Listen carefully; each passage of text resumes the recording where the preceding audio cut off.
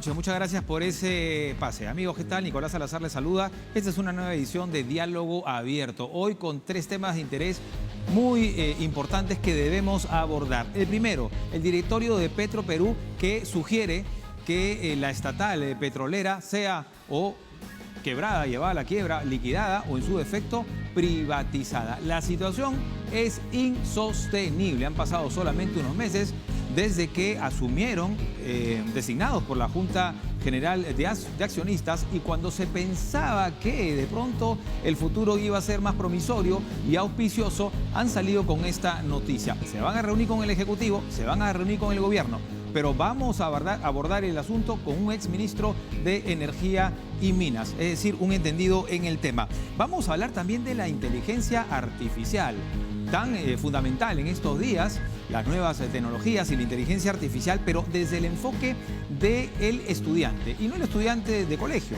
¿no?, sino el estudiante de las universidades públicas y privadas. ¿Cuántos los usan?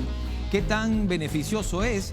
¿Qué tan prohibido de pronto es, ¿no? En tiempos, recordemos nada más, en que se cuestionaba la falsificación de documentos, incluso las copias en las tesis. Bueno, hoy en día el sector de educación enfrenta esta nueva problemática. Y hablando de problemática, vamos a abordar también la situación de la inclusión laboral, desde el enfoque de las personas con discapacidad. En empresas, tanto públicas como privadas, están obligadas a emplear a las personas con algún tipo de capacidad, siendo 50 trabajadores o mayor a 50 trabajadores. La planilla, ¿se está realizando esto? Pero sobre todo, ¿están laborando en las condiciones adecuadas?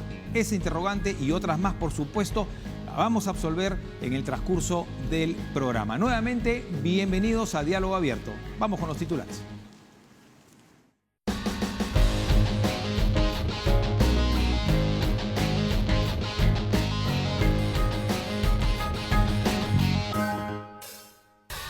Los halcones son una unidad de élite que trabaja arduamente. Se caracterizan por su respuesta rápida, eficiente y eficaz, contundentemente y definitiva contra el crimen y la delincuencia que causan zozobra aún en nuestras calles.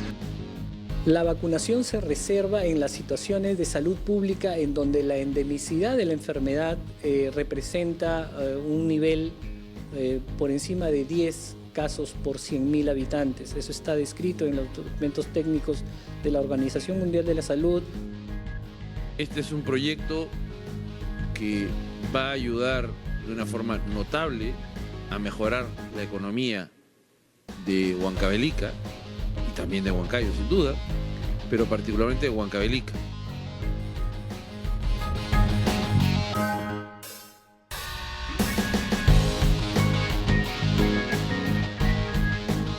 Antes de la primera entrevista, ya como es habitual, vamos a, revisando las redes sociales, por supuesto, a mostrarles la tendencia del día. Fíjense este video que comparte Alerta Mundial.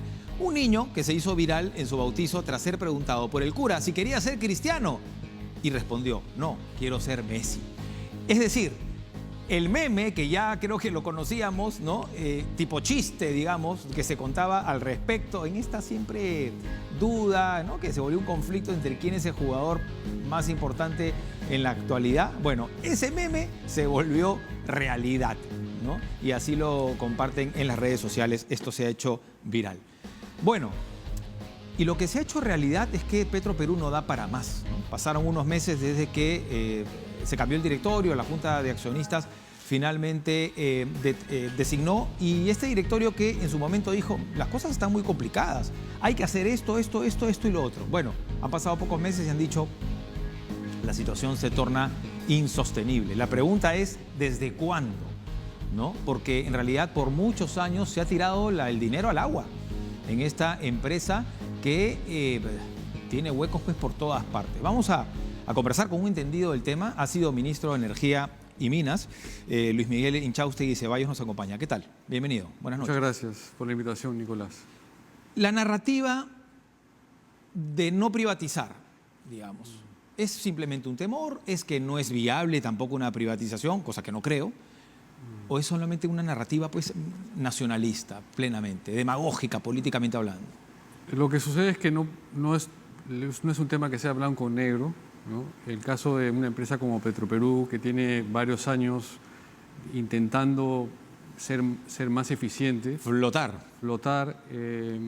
ha venido en una situación muy crítica, ¿no? Y creo que lo que plantea el directorio también a mí me llama la atención porque, en primer lugar, y dada mi experiencia, cuando Petroperú y el directorio quería algo, tenía que levantar el teléfono y se tenía en las reuniones, ¿no? Entonces, que el directorio saque un comunicado, a mí me llama mucho la atención, ¿no? Y lo segundo es que el comunicado es bien claro. O sea, luego de un análisis de la situación, están planteando 3 alternativas, ¿no? Y yo creo que el directorio realmente apunta por la tercera, que es una reestructuración a fondo, una mejora más allá del gobierno corporativo. Correcto. Y buscar algunas normas legales que ayuden a una mejora paulatina de la situación, ¿no? A ver, para plantear el marco, ¿no? La primera es una quiebra, liquidación, ¿correcto? La segunda es una privatización, siguiendo el orden que usted señala, y la tercera sería la reestructuración. No, lo que dice el comunicado es, la primera es continuar como estaban, siguiendo que el gobierno dé plata. Siga metiendo. La segunda es un quiebre, una liquidación. Ya. Y la tercera es una reestructuración. Ya, el directorio no plantea privatizarlo. No plantea privatizar.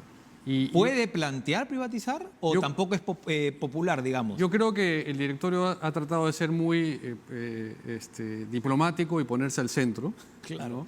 Y Pero- volvemos al problema de siempre, de Sí, ponerse al centro. pero lo que sí está siendo muy directo en decir, esto no da para más, ¿no? Correcto. Y también me parece que, como pasa en otras cosas, este gobierno no tiene sentido de urgencia, ¿no? La economía, estamos mal, el déficit fiscal sigue creciendo y una situación como Petroperú, que es un caño abierto, debería controlarse. Tal cual. ¿Cuánta plata se habrá lanzado, digamos, a Petroperú a lo largo de todos estos años? ¿Desde qué momento entra en crisis Petroperú? ¿Desde qué momento, digamos, lo vemos en rojo o siempre fue rojo? No, yo creo que es una empresa que ha sido manejada en algunos momentos eficientemente, pero lamentablemente a raíz de la construcción de la refinería. Correcto. Y está lo claro. peor que ha pasado fue cuando entró el gobierno de Castillo, que pusieron gerentes y directorios que no son técnicos y dilapidaron toda la empresa, ¿no? Desde la época de Castillo ha sido terrible, ¿no? Y ahora con este gobierno han tratado de ser más eficientes, pero recién con este último directorio es que veo gente más técnica y ha tomado decisiones, por ejemplo, como ellos han comunicado, ¿no? Pasar la gente a Talara. Claro. ¿no? Vender acá algunos edificios. Vender algunos edificios con proinversión. Y a pesar de eso, el directorio está levantando la bandera roja diciendo, reunámonos para tomar decisiones. Entonces, Sigue haciendo agua pese a esas Exacto. medidas. Yo- Incluso han habido renuncias voluntarias, entiendo. sí. Cuando se habla de voluntarias, ¿se habla de que no se les va a liquidar, digamos? O... Bueno, una renuncia voluntaria es cuando una persona toma la decisión de irse. Eso lo entiendo, Sí. pero claro, si te votan te indemnizan. Si tú te Exacto. vas, igual te tienen que pagar tus beneficios, Sí. pero no hay, Pero me al imagino- menos no es un peso mayor, ¿no? Claro, pero me imagino que la empresa, como otras empresas, también evalúan paquetes de salida para la reducción de la gente, ¿no? Eso también es dinero. Sí. Pero después muestra un balance mejor, ¿no? Exacto. Y yo creo que el tema también pasa porque los bonos que tiene Petroperú cada vez están bajando de grado. Y lo otro es que tiene que haber una decisión firme de parte del gobierno, respaldar a este directorio. Yo creo que si el directorio, primero, saca un comunicado pidiendo una reunión, es porque no lo escuchan. Y segundo, si es que después de ese comunicado las presiones políticas hacen que el gobierno no tome decisión, lo que yo veo es que el directorio va a renunciar. Se va a ir. Exacto. Claro, es como sacar la bandera roja y decir, esto va a pasar. Exacto. Y es inevitable. Ahora, en su opinión, ¿la privatización es posible, es factible, es buena, es positiva? ¿Se debe analizar o hay que descartarla de plano? Yo creo que se debe analizar, pero yo sería de la idea de no ir a ese punto primero, sino una reorganización de la empresa, un mejoramiento del gobierno corporativo. Hay un tema que me parece crucial que no se hace, es que el Petroperú esté en el FONAFE, cosa que no está, ¿no? Y el FONAFE es una institución que controla las empresas privadas que son públicas, los maneja con los estados financieros, hay gobierno corporativo eficiente y Petroperú no está en el FONAFE. Como se dice criollamente, hay que tunear la empresa.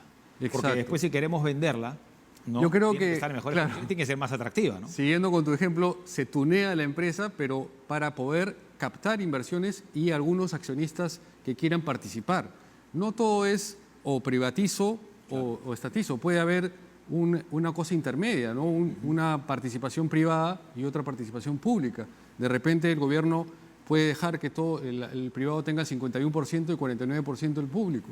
Entonces tenemos que ser creativos, pero el sentido de urgencia es clave en este momento, ¿no? O sea, la economía no está bien, no podemos seguir regalando la plata, pero tenemos que ocuparnos en buscar la eficiencia de Petroperú, ¿no? Hace un año, probablemente más, aquí, bueno, en otro programa entrevisté a un presidente de Petroperú muy, digamos, optimista con respecto a Talara, ¿no? Hasta donde yo sé, porque no soy un experto en el asunto, ¿no? El Perú importa petróleo ligero, ¿verdad? Que es finalmente lo que se convierte en la gasolina que nosotros acá, muchos consideran en este país que es cara, los altos costos, por una serie de factores, ¿verdad? Esta refinería de Talara funciona para procesar el crudo pesado, digamos, ¿no? Sí. Y claro, lo optimista era, bueno, vamos a hacerlo, ya tenemos, y esto nos va a ayudar a bajar el precio. Eso fue lo que me dijo textualmente en su momento. ¿Qué pasa con Talara? O sea, ¿por qué Talara no es rentable por sí sola? Bueno, lo que ha sucedido es que había un mal manejo en el financiamiento de la construcción de la refinería. Salió muy cara, hay que recordar también eso, porque en el gobierno de Humala creo que como muchas horas en este país comenzó costando tanto y fue volando. Sí. Y lo otro que ha pasado ahora último, que ha habido problemas en el arranque de la planta. En julio se ha reactivado la planta y lo que sí se va a generar es un ahorro. Pero el directorio mismo en su comunicado ha anunciado de que para que pueda reflotar y recuperarse la inversión tiene que pasar 2 años con algunas medidas financieras importantes para poder lograr eso, ¿no? Entonces, la refinería es necesaria, sí, pero hubiera sido mejor controlar los costos y hacerlo en un tiempo más corto y lograr que pueda generar una reducción de los precios, ¿no? Claro, con lo que produce no te mueve la aguja, digamos. Exacto. En este momento eso no te mueve la aguja. Claro, la refinería está para que haya más producción. Para en la explotarla selva, más. ¿no? En la selva tiene que haber más exploración. Ahora, todo el mundo dice, hay un cambio de la matriz energética, vamos a necesitar energías renovables, tenemos que dejar el combustible fósil, pero la realidad es que estamos en una transición. O sea, el petróleo se va a necesitar por lo menos 10 o 15 años más. Claro. El mundo va a necesitar petróleo. Dígale a Estados Unidos que sus reservas están intactas y las sigue guardando, ¿no? Y entonces tenemos ahí una posibilidad de generar valor, ¿no? Y pensar más que en problemas, pensar en soluciones. Yo creo que acá en el Perú tenemos gente muy experta en estos temas. El directorio nuevo es un directorio técnico y creo que deberíamos trabajar más en ver oportunidades y no ver dificultades. Nos hemos quedado en la exploración, ¿no? Y bastante. Sí, eso nos hemos quedado por diversas razones, pero yo no estoy de acuerdo en que Petroperú explore, porque justamente la exploración es un tema de inversión fuerte, ¿no? Entonces, Pero ya se ha empezado a destinar, ahí sí se puede hacer como se dice, una alianza público-privada, digamos. Sí, hay casos que ya hay se están casos, dando. ¿no? Se han Sí. estado destinando a unos lotes, pero tenemos más. Sí, claro. ¿Y ese proceso cuántos años dura, digamos? Es como en la minería, que puede tardar... Es mucho más que la minería, o sea, el tema de exploración petrolera es más complicado. Hay casos, y acá en el Perú se trató de hacer, por ejemplo, algunas asociaciones en que los privados tenían el 60% y Petroperú el 40%. Hubo en el lote 64, por ejemplo, pero no pudo avanzar. ¿Por qué? Por los temas sociales, ¿no? Y ahí también... había afectaciones ambientales también. Sí, al igual que la minería, creo que más complicado que la minería. La licencia social. La licencia social es complicada de obtener. El gobierno de Vizcarra, por ejemplo, planteó un planteamiento de proyecto de cierre de brechas en la selva. Se juntaron varios ministerios, la PCM lideró eso, pero después entró el gobierno de Castillo y eso ha quedado en el olvido, ¿no? Entonces, yo creo que cuanto más entre todos los actores haya un diálogo, más colaboración, pongamos al centro el desarrollo territorial y generemos que las actividades que hay alrededor puedan colaborar con el desarrollo sostenible, vamos a mejorar. Para eso necesitamos, en el caso de los conflictos sociales, es más diálogo, ¿no? Más colaboración. ¿Qué tanto el factor corrupción, digamos, ha golpeado Petroperú? Bueno, fuertemente, Fuerte, ¿no? ¿no? O sea, estamos hablando de que desafortunadamente a raíz del gobierno de Pedro Castillo se evidenció una corrupción terrible. O sea, no solamente era gente incompetente, sino que gente corrupta. Exacto, ¿no? Eso está en investigación. Justamente el directorio que acaba de entrar ha encontrado algo y ha informado de que está en investigación y cuando salgan los resultados se va a anunciar, ¿no? Entonces, eso ya me parece ya es inmoral, ¿no? O sea, y lo mismo lo ha hecho el directorio. O sea, no puede continuar una empresa así porque es algo inmoral, porque hay necesidades enormes en el país y no podemos seguir gastando y mal la plata y todavía con temas de corrupción, ¿no? Claro, por eso es que siempre se agitan las banderas de la privatización, ¿no? Bueno, si lo estatal no funciona porque, ¿no?, se hacen de un botín, digamos, sí, hay que trabajar como una empresa privada, ¿no? Sí, pero tampoco, o sea, no es blanco o negro, ¿no? O sea, yo creo que tenemos que encontrar un punto de entendimiento. Claro. Si es necesaria la privatización, va, pero si puede haber algo compartido. Un mix. Sí, un mix sí es positivo. ¿Cómo ocurre en otros países? Una realidad como... Bueno, tenemos empresas que son estatales, que son bien manejadas.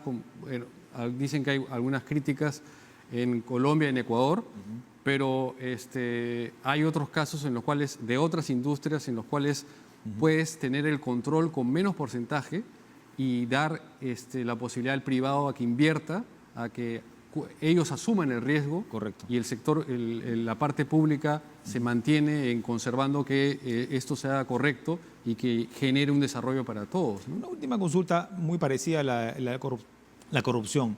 ¿La injerencia política y la injerencia sindical es fuerte en Petroperú?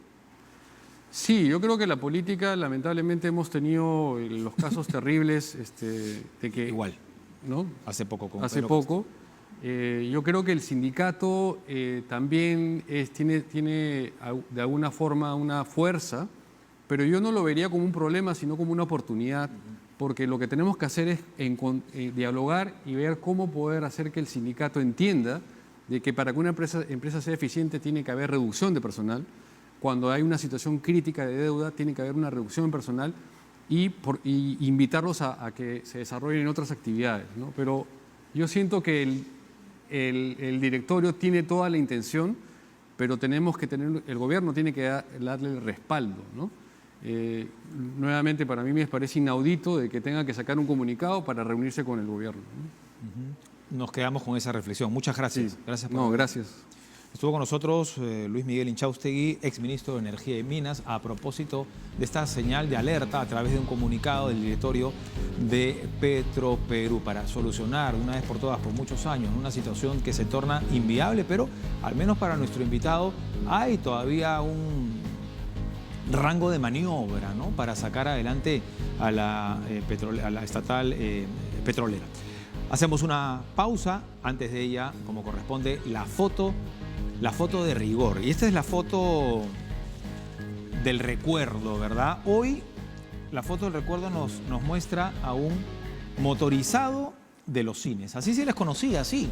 Es en blanco y negro porque corresponde a los años 60, pero era una modalidad, digamos, que duró hasta los 90 por lo menos, ¿no? En los cines que tenían turnos y los rollos se colocaban en una lata redonda. Estas eran entregadas, ahora pues está todo digitalizado, ¿no? Cuando dicen, por ejemplo, hablan de la cinta, ¿no? De la cinta, refiriéndose a una película, bueno, eso ya no es más, es un término simplemente, es antiguo, ¿no? Y quizá por tradicional se dice cinta, pero ya no hay cintas de por medio. Bueno, los motorizados la trasladaban, recorrían medio Lima, incluso llevando el material de nuestra diversión. Muchos eran jóvenes universitarios que tenían que acelerar rápidamente para cumplir con los tiempos, ¿no? Una vez llegado al cine, corría hasta el proyeccionista entregándole la nueva cinta. Y sí recuerdo haber pasado muchísimas veces que llegaban tarde, ¿no? Y a veces la película comenzaba tarde porque el motorizado no llegaba, probablemente por la congestión de tránsito. Nos damos una pausa y ahora sí, al volver en Diálogo Abierto, hablaremos,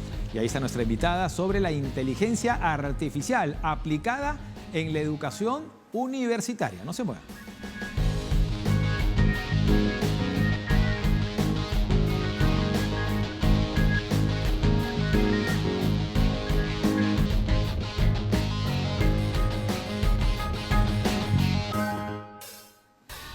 Ya estamos de vuelta y automáticamente le damos la bienvenida, porque está conectada gracias a la virtualidad, a la doctora Norma Velázquez. Ella es economista de la Universidad Católica Sede Sapienti. El tema es cómo los jóvenes usan la inteligencia artificial para hacer tareas. ¿Cómo le va? Buenas noches.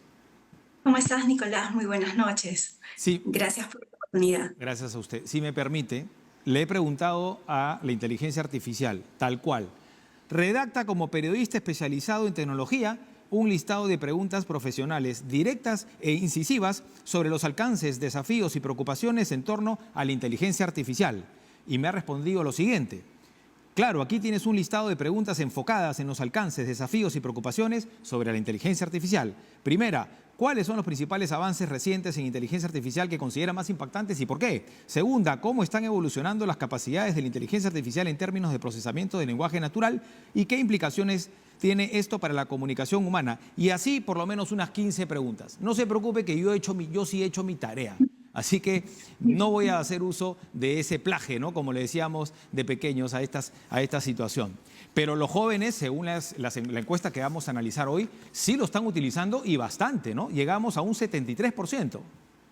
Exacto. Sí, Nicolás. El estudio que hemos hecho con la universidad nos indica que un 73,9% de jóvenes utilizan la inteligencia artificial como medio para el desarrollo de sus tareas universitarias. 73% sin duda es alto, ¿no? Hasta hace no mucho, tras la aparición, digamos, del Internet en nuestro país, el desafío del profesor, digamos, era descubrir que el alumno no estaba utilizando, digamos, o mal utilizando estas herramientas, ¿verdad? Y luego, con el paso de los años, incluso recordará usted, se habló de las tesis y muchos temas más. Hoy la inteligencia artificial se convierte en un desafío más complicado aún. Sí, en realidad es un desafío complicado, puesto que los jóvenes usan la inteligencia artificial como un medio para el desarrollo de las tareas, pero muchas veces no conocen, por ejemplo, cómo se puede desarrollar un prompt, claro, o de qué manera la inteligencia artificial está haciendo el trabajo correctamente, ¿no? Así como tú hiciste al inicio un trabajo con ChatGPT, casi el 80% de estudiantes utiliza el ChatGPT como medio para poder hacer tareas. Y eso, claro, de alguna forma no está bien. ¿Por qué? Porque no conocen los procedimientos para el desarrollo de la misma y se vuelve más dura la situación cuando encuentras que solo un 19% de jóvenes dejaría de usar o tendría un poco de integridad ética para desarrollar el trabajo si es que el docente se da cuenta. Bueno, de la boca para afuera, ¿no? No sabemos, digamos, ¿no? Ahora, y en la inteligencia artificial, digamos, en el ciberespacio, ¿hay forma de detectar que se está utilizando esta herramienta, así como pasa, por ejemplo, con las tesis? Sí, mira, en la práctica, justo el grupo de investigación hemos estado desarrollando algunas actividades y generalmente cuando alguien utiliza la inteligencia artificial y desea redactar, genera un prompt. Y cuando genera ese prompt, le puede pedir una bibliografía. Entonces, muchas veces esas referencias bibliográficas son falsas. Es más, he hecho el ejercicio con los estudiantes, les digo, bueno, vamos a hacer un problema, pero pregúntale a la inteligencia si ese APA está correcto. Claro. Y obviamente le dice que no. Ah, mira, quiere decir entonces que la inteligencia artificial también se va de boca. Exacto. O sea exagera, boca entre comillas, por supuesto, exagera en la respuesta, digamos, pero inventa un escenario o interpreta lo que puede ocurrir con un tema o un personaje en específico. Específicamente interpreta, ¿no? Uno va alimentando a la inteligencia artificial y va interpretando, claro, y a partir de ello, si uno le dice, por ejemplo, que identifica una bibliografía tipo APA, correcto, lo que hace la inteligencia es generarte algo similar, ¿no? Pero, claro, hoy en día de pronto no lo es, pero quizá en el futuro sí la inteligencia artificial llegue a ser perfecta, ¿no? Depende del tipo de alimento de conocimiento que uno le da, ¿no? Porque uno entrena a la inteligencia artificial. O sea, finalmente el hombre, digamos, termina alimentando a la IA, ¿no? Exacto. Y es dependiendo del tipo de conocimiento que tú le estás integrando y qué es lo que deseas con ese conocimiento trabajar, ¿no? Bueno, sí. Hay una serie de aplicativos que te ayudan a desarrollar ello. Ciertamente especialistas dicen, la inteligencia artificial llegó para quedarse, ¿no? Es una realidad. Pero en diferentes enfoques, en guerra, en hackers, en lo que sea, si se va a librar una batalla, hay que también tener las armas para ello, ¿no? Exacto. Exacto. Mira, una de las cosas importantes que se les puede decir a los jóvenes es que tienen que discriminar y leer, ¿no? Y entender que la inteligencia te puede ayudar, porque no la podemos satanizar. O sea, es algo para quedarse, pero puede ayudarte a generar un trabajo siempre y cuando tú sepas Claro. qué quieres preguntarte, cómo preguntarle y hacia dónde quieres dirigir tu conocimiento, ¿no? Un poco lo que tú hiciste al iniciar la entrevista, ¿no? Claro. Hacer preguntas abiertas que te pueden ayudar a pensar sobre un tema específico. Un dato que me llamó la atención fue que más se utilizaba, dentro de siguiendo con la encuesta, los resultados, más se utilizaba la inteligencia artificial en universidades públicas que en privadas. ¿Por qué? Sí, a nosotros también nos llamó muchísimo la atención el desarrollo de que un 82% de estudiantes manifestaron que utilizaban más la inteligencia artificial y eran jóvenes que habíamos encuestado de universidades públicas, ¿no? Nuestra encuesta ha tenido 313 personas, estudiantes que han hecho este trabajo, y generalmente son jóvenes que están en edad promedio de 23 años, ¿no? Y utilizan muchísimo el ChatGPT, a diferencia de la universidad privada. De alguna manera estábamos sugiriendo o pensábamos, y es un poco lo que continúa en el estudio, es quizás los controles que podrían tener los docentes en cuanto al desarrollo de la tarea. O sea, ¿hoy estamos hablando de falta de ética o en qué extremo de falta de ética? Es decir, ¿los jóvenes son conscientes de que lo que están haciendo, o en todo caso la academia considera esto bueno o malo? Todavía no me queda claro esa parte. Es una pregunta difícil. En realidad, los jóvenes muchas veces buscan obtener una mejor nota y están dejando de lado los temas éticos. Justo hoy día había una conferencia en Concitec donde manifestaban la importancia del trabajo de integridad ética, ¿no? Cómo la ética y tu integridad y la forma de pensar en el desarrollo del país te puede ayudar a ti a generar una mejor conciencia del uso de la IA. Claro. Bueno, en mi época existía el Rincón del Vago, ¿no? Y uno encontraba en internet, encontraba monografías, ¿no? Hoy la inteligencia artificial va muchísimo más allá de una simple monografía. Claro, en ese momento era más difícil detectarlo, ahora es más fácil también, pero estamos ante un monstruo mucho más poderoso. Es también curioso que el 26% de los jóvenes que usan la inteligencia artificial confían plenamente, ¿no? Hasta para eso hay desconocimiento. Exacto. Es justamente, a mí me parece que en algún momento es como una moda, ¿no?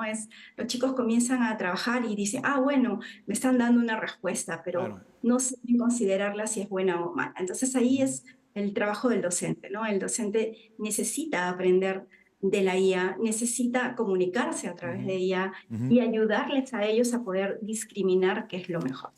Ahora, de todas maneras, es una herramienta que hay que utilizarla, pero hay que saber utilizarlo, digamos, ¿no? De manera ética, porque entiendo también que va a ayudar que esos jóvenes también vayan a la empleabilidad. Exacto. Mira, justamente Scopus tiene una plataforma con IA que ayuda al investigador a generar, por ejemplo, mapas conceptuales y a entender hacia dónde va la investigación, hacia dónde nos movemos en el proceso de investigación. Y sí, ahí nos ayuda. O, por ejemplo, Researcher Rabbit, que es un programa que también están utilizando los jóvenes para poder entender lo que nosotros antes nos demoraba mucho, ¿no? Íbamos a la biblioteca, buscábamos nuestros libros. No, este programa te ayuda con palabras claves especializadas a buscar la última bibliografía que te permite a ti entender más el tema, ¿no? Y aquí la clave es leer, ¿no? Leer para poder generar una mejor comprensión de lo que quieres investigar. Resulta una herramienta más atractiva que incluso el Google, digamos, que un buscador, ¿verdad? Exacto, es que hay buscadores interesantes como Google Scholar, que es especializado en búsqueda de trabajo de investigación y que te va a ayudar, ¿no? Pero obviamente hay bases de datos muchísimo más interesantes, ¿no? Claro. Lo que pasa es que hoy en día el mundo académico es mucho más competitivo y también hay esa situación de quiero la mejor nota, no importa cómo, ¿no? El fin justifica los medios, ¿no? Sí, pero ahí es donde necesitamos mucho, por un lado las familias y por otro lado las universidades, con el desarrollo justamente de incentivos que les ayuden a los estudiantes a generar un mejor trabajo, ¿no? Íntegro, porque es lo que necesitamos. Imagínate que un médico utilice todo el día IA. Esperamos al futuro, ¿no? Es un poco hacia donde queremos ir con estos estudios. Bueno, vamos a cerrar con dos noticias, una buena y una mala. La mala es que esto se está utilizando también en el mundo profesional. ¿Ah? Conozco a varias personas, ¿ah? Ojo, ¿ah? No solamente se utiliza en el mundo académico, sino ya saliendo también lo van a utilizar, ¿no? Personas que quieren, de alguna manera, sorprender a sus jefes o presentaciones de un proyecto, también se está utilizando la inteligencia artificial. Pero la buena noticia es que en Chile y en Ecuador se usa más. Exacto. Hay países que están usando muchísimo más la IA que nosotros, incluso en Estados Unidos, ¿no? Cerca del 90% de jóvenes utiliza el ChatGPT como medio para poder seguir estudiando. Ojalá que no sea porque no lo han descubierto. Muchas gracias, doctora Norma. Gracias. Muy amable. Muchísimas gracias. Norma Velázquez estuvo con nosotros, economista de la Universidad Católica Sede Sapiente, a propósito de cómo usan los jóvenes la inteligencia artificial para hacer sus tareas. Antes de la pausa y de la última entrevista, vamos con la foto, la segunda foto del día. Atención, esta es, a ver si, bueno, si ve la parte inferior, creo que es más fácil poder detectar, ¿no? Estamos aquí en la avenida Grau, ¿verdad? En la avenida Grau con, es el paseo de los héroes navales, ¿no? Señor director, me parece que sí, casi llegando al Poder Judicial. Plaza Grau, ¿no? Avenida Grau, Plaza Grau. En los años 30, fíjense estos carros antiguos, ¿no? Que hoy en día se utilizan todavía, quizá para algunos eventos como los matrimonios, ¿no? Las carrozas, en la parte superior en blanco y negro y en la parte inferior la Plaza Grau. Y creo que esa foto de repente incluso no es de este año, ¿eh? Es un poquito antes, ¿no? Pero uno se da cuenta de quizá por el poco tránsito de ciudadanos, los buses quizá, pero bueno, uno puede notar la diferencia, cómo ha cambiado Lima, ¿no? Y cómo se han desarrollado también algunas vías rápidas. Ahí está. Al volver vamos a hablar de la inclusión laboral, ¿no? ¿Qué está pasando con respecto, sobre todo, a las personas con discapacidad? No se muevan.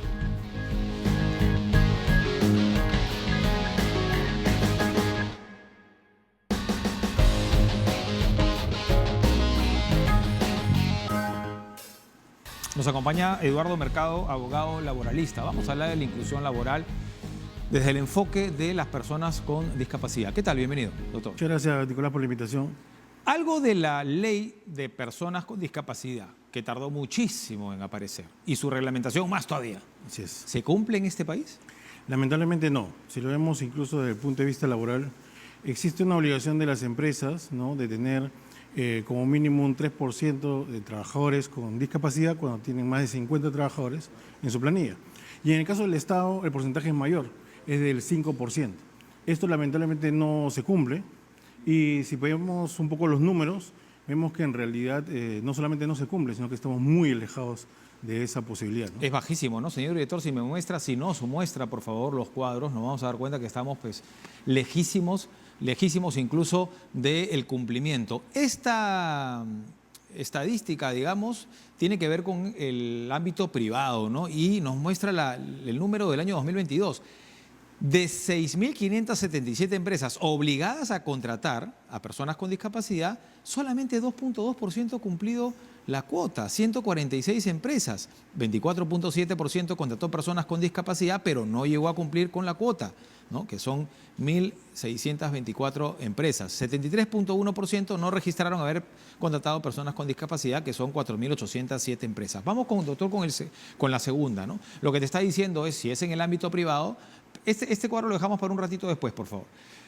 En el 2022, ok, cumpliste, mejor dicho, quisiste cumplir, pero no llegaste a la cifra de 3% que te obliga en empresas de más de 50 trabajadores. Así es, tenemos el número de 1.624 empresas, que eso más o menos representa el 24.7% del número global. Definitivamente es que lo que se puede observar ahí es que ha habido una intención, una progresión de repente en el cumplimiento, pero no se llega a ese porcentaje que se establece. Y tal vez ahí está el problema principal, que se ha tratado de trabajar este tema desde el punto de vista de un porcentaje del número de trabajadores sin tomar en consideración una serie de aspectos que hay que analizar para ver cómo se podría cumplir esta cuota, ¿no? Y en su opinión, por más que sea, digamos, dura su respuesta, ¿por qué cree usted, por qué considera que las empresas no contratan a personas con discapacidad? Yo lo vería más bien desde la otra perspectiva. No es que no quieran contratar personas con discapacidad, sino todo lo contrario.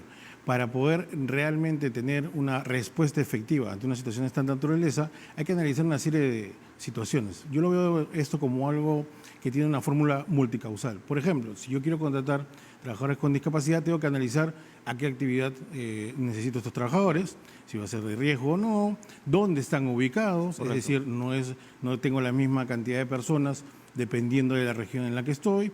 Y adicionalmente, incluso hoy en día, la data que se tiene de personas con discapacidad no es real, porque lamentablemente en el país hay una fórmula que no es adecuada, por la cual muchas personas deciden no ir a CONADIS, no sacar un carnet que correspondería a esto. ¿Por qué? Porque sienten que podrían ser de alguna manera discriminados. Y eso nos lleva a un tema adicional que ya tiene que ver con la sensibilización y la concientización de las personas con discapacidad, ¿no? Bueno, entiendo yo que la raíz del problema es que somos un país informal. Sí, Porque definitivamente. aquí hay una formalidad, no solamente en los porcentajes de cumplimiento, sino que definitivamente son personas que tienen una serie de beneficios, comenzando por la planilla, ¿no? Así es. O sea, las empresas escapan a eso, ¿no? Tienen terror. Sí, si nosotros vemos la data, más o menos el 70% de personas que realizan algún tipo de labor o servicio están fuera de planillas, ¿no? No tienen derecho a seguro, no tienen derecho a CTS, etcétera. Y este análisis que se hace en todo caso de las empresas que podrían cumplir, estamos hablando de un número bastante inferior y que además está dentro de ese 30% que sí estaría dentro de la planilla, con lo cual el problema resulta ser aún mayor, ¿no? Claro, porque registrar a una persona con discapacidad es cumplir una serie de obligaciones Así es. que quizá una persona sin una discapacidad no las tenga. ¿Ya? Sí, la norma sí establece, ¿no? Esta norma de personas con discapacidad sí establece algunas fórmulas por las cuales se podrían generar ciertos beneficios, ¿no? Desde el punto de vista tributario, etcétera. Sin embargo, lo que debería hacerse no solamente es promocionarse esto, sino lo que debería es cambiar un poco la fórmula de fiscalización y la búsqueda de un porcentaje como número, sino lo que se debería intentar más bien es generar programas de inclusión dentro de las empresas que lo que permitan es más bien y evaluar año a año cómo es que este ha ido mejorando en el tiempo y ha venido obteniendo justamente esta inclusión de estas personas. Y en el poco porcentaje que sí cumple, ¿podríamos hablar de algunos casos de explotación también? Es decir, a las personas con discapacidad se les paga menos. No tengo yo mayor conocimiento de ese tema, además sería un poco complicado porque justamente estamos hablando Por lo mismo, del no hay ámbito denuncias de formal. eso tampoco. Efectivamente, ¿no?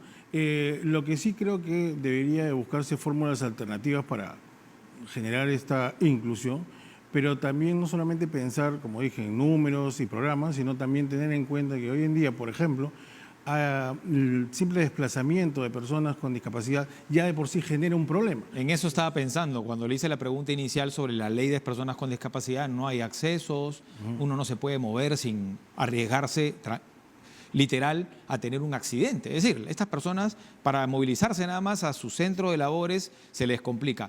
Lo otro ciertamente tiene que ver con la salud, ¿no? La estadística lo dice. Sí, definitivamente, ¿no? Habría que tener en cuenta algo, ¿no? Nosotros vemos este problema de repente de una fórmula externa, pero no somos conscientes que cualquiera de nosotros en algún momento Puede pasar. podemos tener una situación de esta naturaleza y eso hace a veces que no seamos sensibles ante una situación Claro que sí. de esta naturaleza, ¿no? Salimos acá a la esquina, no hay rampa, queremos cruzar la pista, no hay semáforo sonoro. Y así puedo darle 1000 ejemplos, ¿no? Efectivamente. Vamos con el siguiente cuadro, señor editor, a ver si en el 2023 la cosa mejoró. Yo creería que muy poco, ¿verdad? Sí. Porque, a ver, señor editor, ahí está. No, el cuadro anterior, por favor, el del año 2023. Esta básicamente, eso es el cuadro que traduce lo que veíamos en el anterior. Ahí está. 2023. 7.400 empresas, es decir, habían más empresas obligadas a contratar, ¿no? Personas con discapacidad. Y solamente subió, de repente por el número de empresas, subió un poco ¿no? la proporción, 2.3 cumplió, 170 empresas. Y la estadística se mantiene, básicamente no ha mejorado. Ahora bien, lo que sí me ha parecido paradójico, doctor, es que el 41% de los que sí tienen un trabajo labora en agricultura. Y uno podría pensar que la agricultura es un trabajo forzoso, ¿no? Forzado. ¿Es así o es una ventana que se busca, digamos, para estas personas? Lo que pasa es que definitivamente la actividad de por sí genera ciertas situaciones y además el agro resulta ser o es necesario bastante esfuerzo físico. Sin embargo, también hay que tener presente que hay algunas discapacidades que sí permiten realizar este tipo de actividad. El tema es también que dentro del agro hay épocas en las cuales se necesita mucha cantidad de trabajadores, y si es que estas personas, obviamente cumpliendo las fórmulas de seguridad y salud en el trabajo, dándole todas las prerrogativas que necesitan para hacer la actividad, pueden incluirse, pues sí. Ahí creo que es una fórmula en la cual se puede incluir. Además, son en zonas alejadas donde normalmente hay difícil acceso incluso para conseguir trabajo, ¿no? Entonces, bueno, de repente hay una mayor sensibilidad y empatía, hay negocios más familiares, de pronto esa puede ser una de las razones, ¿no? una de las razones. Podría ser. Sí. La otra es que la agricultura entendió que hay que buscar qué tipo de actividad se puede realizar y qué tipo de discapacidad, digamos, podría permitirse, ¿no? Efectivamente, ¿no? Y eso va dentro de lo que comentaba hace un momento, ¿no? Buscar programas, realizar programas internos dentro de las empresas que permitan justamente esa inclusión y generar puestos para personas con discapacidad. Pero ¿eso qué implica? Un análisis de cada empresa con situaciones diferentes, con expectativas distintas, pero que a lo largo del tiempo me permita justamente esta inclusión. En el caso del agro, obviamente se habrán hecho los estudios pertinentes para poder hacer esto, pero así también se puede hacer. Se podría hacer, ¿verdad? Bueno, en la estadística, así como habla de que solamente un 42% de personas con discapacidad trabaja, un 71% de personas sin discapacidad trabaja, es decir, hay también desempleo en todo ámbito, ¿no? Claro, debería ser igual para todos. Los derechos y condiciones laborales, al menos en esta estadística, sí se cumplen. En principio sí, se cumplen, ¿no? Son muy pocas las denuncias que existen en realidad por situaciones de esta naturaleza. Más podría haber en la lógica del acceso al empleo, ¿no? Que sería, digamos, una situación distinta.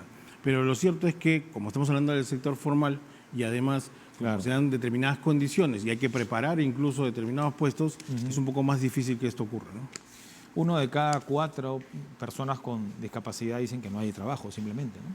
Pero como mencionaba anteriormente, hay personas que por su condición de salud tampoco pueden laborar. O sea, lamentablemente ya no es que se les niegue, sino que no tienen esa posibilidad. Para ellos también hay que buscar otras alternativas. Termino con la siguiente pregunta. Hay mucho trabajo independiente también y seguramente hay un subregistro que en este caso sería positivo, porque algo hay para ese sector, ¿no? Sí, efectivamente, ¿no? Como dijimos hace un momento, estamos hablando de que el 70% regularmente es informal, pero si nosotros revisamos incluso una nota de prensa del INEI del 2019, advierte que hay más o menos 3,5 millones de personas con algún tipo de discapacidad. Y es más, si vamos un poquito a los números más fríos, el 60% de estas personas son mayores de 60 años, pero los siguientes rangos etarios, que son de 45 a 59 o de 35 a 45, más o menos tienen alrededor de 700.000 personas. Entonces, el problema realmente es más complejo. Es más grande, sí. Es un drama social. Y con estas personas mayores probablemente más. Es decir, no está en la estadística, ¿no? Y eso es lo preocupante. Muchas gracias por habernos acompañado. A ustedes, más bien, por la invitación. Gracias. Estuvo con nosotros el doctor Eduardo Mercado, abogado laboralista. ¿Nos da tiempo para la foto? ¿Unos segunditos, señor director? ¿Nada? Bueno, yo me despido. Entonces, me quería despedir con foto, pero me voy entonces así nomás. Porque mañana vuelve Ricardo Alba, uno de los conductores de Diálogo Abierto. Espero que hayan estado satisfechos con mi trabajo en estos 2 días apoyando a mis compañeros. No se pierdan mañana el noticiero, ¿no? A las 8 de la noche junto a Jennifer Celecida en Noticias Noche. Permiso, buenas noches. Chao, chao.